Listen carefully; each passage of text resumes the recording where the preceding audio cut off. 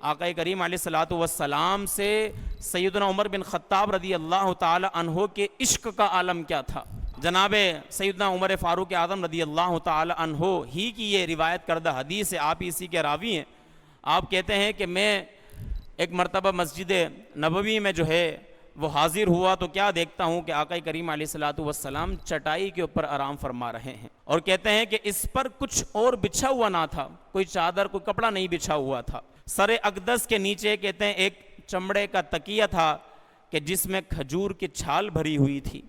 میں دیکھتا ہوں کہ دو جہاں کے آقا کہ جن کے ہاتھوں میں اللہ نے جنت کی کنجیاں عطا فرما دی، جنہیں مالک کل بنا دیا، اللہ نے اپنی ساری سلطنت کا جنہیں بادشاہ بنا دیا۔ جناب عمر بن خطاب کہتے ہیں کہ میں نے اس آقا دو جہاں کو دیکھا کہ پہلو پر چٹائی کے نشان پڑے ہوئے ہیں۔ کہتے ہیں یہ دیکھ کر میری آنکھوں سے اشک جاری ہو گئے، مجھ سے رہا نہ گیا، میں زارو قطار رونے لگا۔ تو تاجدار رسالت امام صلی اللہ علیہ وسلم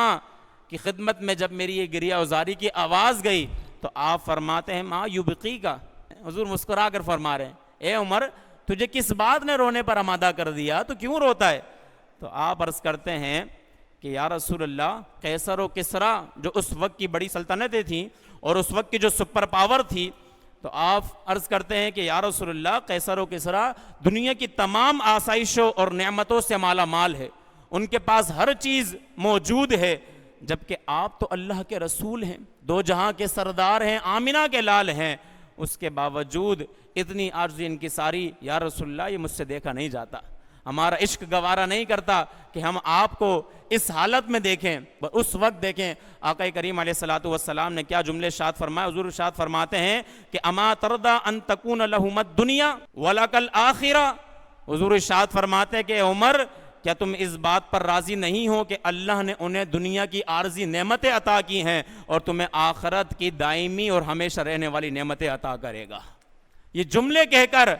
جناب نبی کریم علیہ الصلوۃ والسلام اپنے غلام عمر بن خطاب رضی اللہ تعالی عنہ کو دلاسا دے رہے ہیں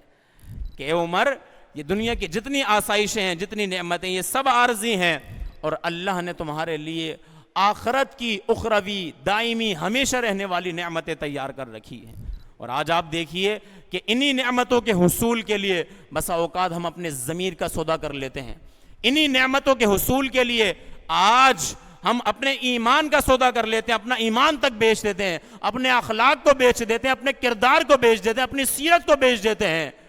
کیوں؟ اس لیے کہ ہمیں دنیا کی آسائشیں مل جائیں۔ آج یہی ہو رہا ہے، جتنے بھی مسلم ممالک ہیں 55 57 56 جتنے بھی آپ دیکھ لیے کہ ان کے جتنے بھی حکمران ہیں، ان کا کردار، ان کی سیرت کس طرح ہونی چاہیے تھی؟ ہونا اسی طرح چاہیے تھی کہ جس طرح نبی کریم نے زندگی گزاری، جس طرح آقا علیہ الصلوۃ والسلام نے ان تمام تر نعمتوں کو خود سے دور کر کے اس بات کا درس دے دیا، پیغام دے دیا کہ یہ سب چیزیں عارضی ہیں، اور اگر تم نے اخروی نعمتوں